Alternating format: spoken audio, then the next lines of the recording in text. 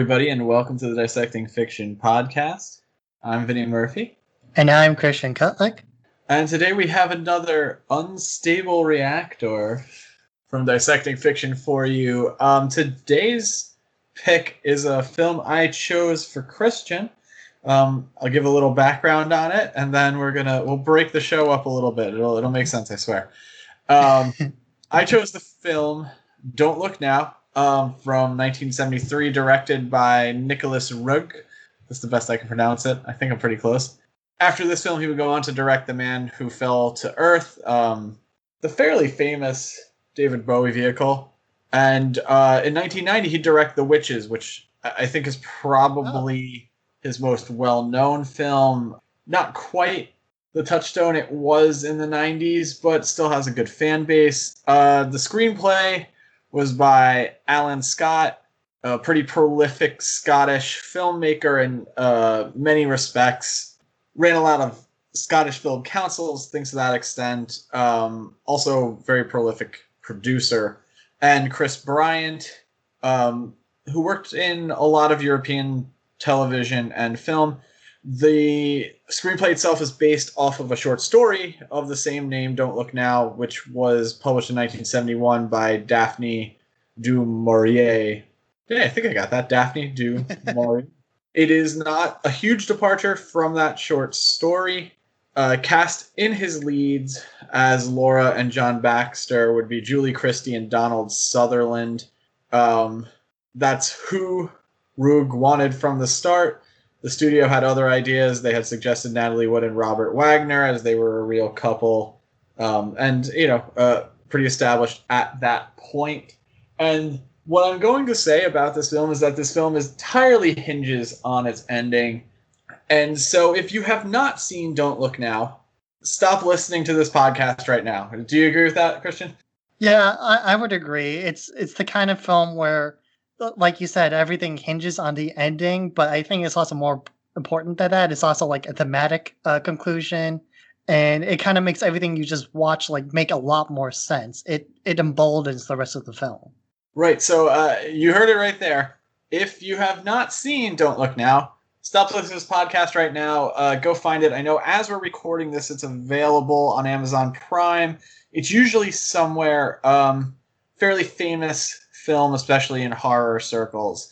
And so stop. Bye people who haven't seen the film. All right, did we get rid of them? Are they gone? They're gone. So Christiaan, what did you think? I don't. It's hard to say what I think because, like I said, so much of it hinges on the ending. But I did enjoy it. I would definitely watch it again because I feel like it's the kind of film where you do have to watch it at least two times, maybe three times, because of how that ending works. Where it's kind of like he's seeing visions of the future. Like we said, this is all spoilers because he's a psychic and. Because a lot of it, I felt like it was meandering. I'm like, what's the point of all these weird visions? Sure, it's kind of tense, it's kind of spooky, but I'm not really sure where this film is going.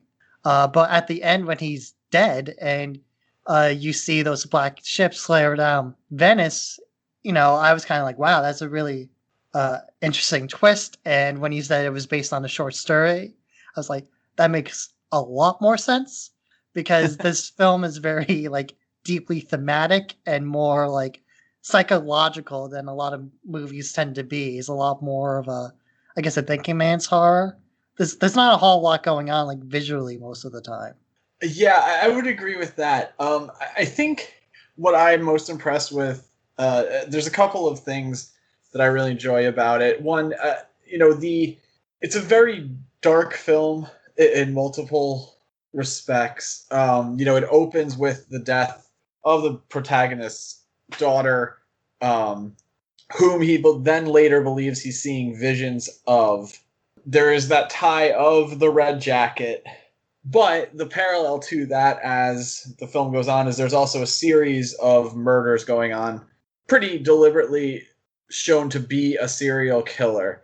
It's not really clear what that means as you're watching the film, but by the end of the film you find out that John Baxter is having these visions perhaps somehow connected to his dead daughter. Perhaps she's reaching out to him. There is that implication in one of the scenes that she's saying she's happy, but it's a warning for his future. He's not perceiving it. He, for whatever reason, believes he's having these visions that he's going to see, his daughter is still alive, and it is not his daughter who is under that red coat. No, it was this movie reminded me a lot of like kind of like a proto Shining, in that it's like there's not a whole lot of character to it, but there's a whole lot of like visual metaphors and things like that. I don't think it's as tense as The Shining. I mean, that's a tall order to film, but things like that, the old lady in the red coat just stabbing him was really like shocking. That was actually really surprised me too. But at first, I thought this was like some weird erotic porno you sent me, because there's that like 10-minute sex scene like 30 minutes in. Yeah, that's a fairly controversial scene. There's a lot written about that scene in itself and how different censor boards over the world were dealing with it. It's funny. I had remembered hearing this, and I didn't see anything in like the research I did for this that it was an actual sex scene that they just decided like, all right, well, we'll just make this as authentic as possible. I don't know how true that is. It's certainly, for its time, especially graphic. Yeah, I would believe it was an actual sex scene because it feels pretty like authentic, I guess. It's just strange because I thought this was like one of those weird like I guess like French movies where it kind of has a veneer of a plot, but a lot of it is just like sex scenes, like especially from the 70s. But that did not turn out to be the case. I guess it just feels like that way to me because like 30 minutes in, there's not really a story yet. Uh, and there's not really a story until like an hour in when she's actually going to these seances, the wife, I mean, going to these seances, and then the psychics start warning her. And then you actually get hints of like a killer on the loose, and you start seeing dead bodies and the waterways and things like that. Yeah, that's why I say like the ending is so important to this film, is just because like you find that realization that a lot of those images that seem kind of random in the beginning make more sense and make those scenes make sense. Yeah, it is. It's a story almost. It had to be kind of written backwards. I mean, Yeah. I'd love to like dig into maybe the short story sometime. We can do a separate episode on and really dig into that as well. But that's one of the things I enjoy most about it is, if you did have these abilities, and in this case, he doesn't really know he has these abilities. He's very skeptical of really any type of spiritualism, religion, anything like that, which is also a theme that plays through this, is his distrust of the church. I think it's kind of a cool way to almost put the audience in the position of the main character, which is really difficult to do, where when things are very confusing and alarming before you have more information, that's almost what the characters are going through. You feel the emotion of the death of their daughter, which is, while not gory in any respect or, especially graphic, it is shown to you very deliberately. The performances of the cast are great as far as how accurate they are to how people do behave in times of kind of great sorrow. And even though you're correct in saying that there isn't a lot of plot being put out there during the opening of the film, I think you really get the characters at that point, which then when things start going like real sideways gets even weirder because they feel like real people. Yeah, I would agree with that because I like for a lot of it, one of the more tense moments is when the wife flies back to, I think, England to the boarding schools. And the husband's running around the city going like, I think my wife's being kidnapped. And you too also believe, you as the audience, believe she's also been kidnapped. And then it kind of dissolves really quickly because you find out she's fine, but there's still this really like strange unease going on because you're like, well, you don't really understand what he saw, and he doesn't really understand what he saw either, but you know something is off. Yeah, it's that looming threat it's made scarier because unlike a lot of horror films, there isn't that tension because you know the killer's out there and the character doesn't. Like you nor the character have any idea what's going on until the last 5 minutes of the movie, if that.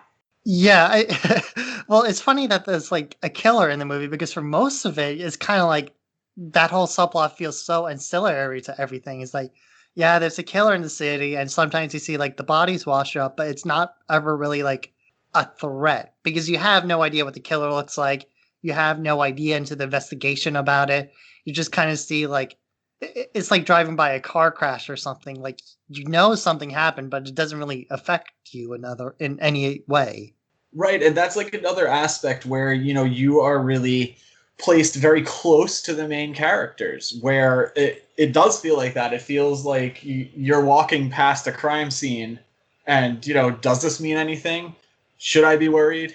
Why do I keep seeing this apparent little girl running around in a red coat? It is not a little girl at all. And, I don't say this with any intention to be insensitive, but every time I've read this, she's described, I suppose it's from the short story, as a murderous old dwarf.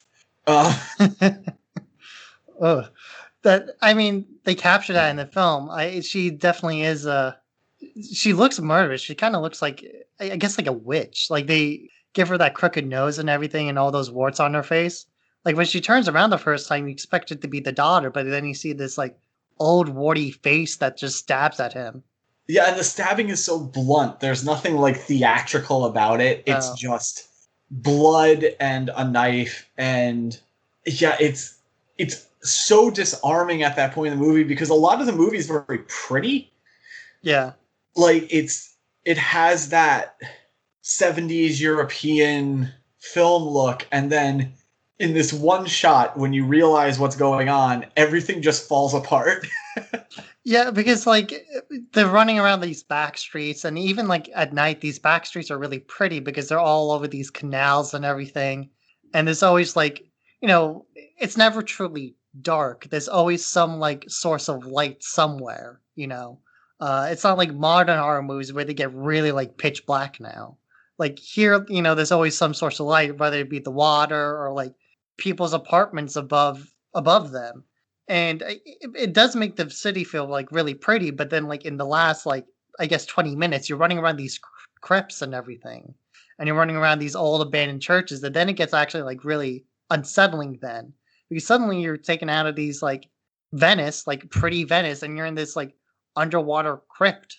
Yeah, and they can't be not intentional, especially with how the daughter dies. Like they're surrounded by water Yeah. the entire film, which I think very subtly makes you want to believe that it is the daughter running around, um, even though that would contradict what the psychic, who essentially is never wrong in the film, is saying.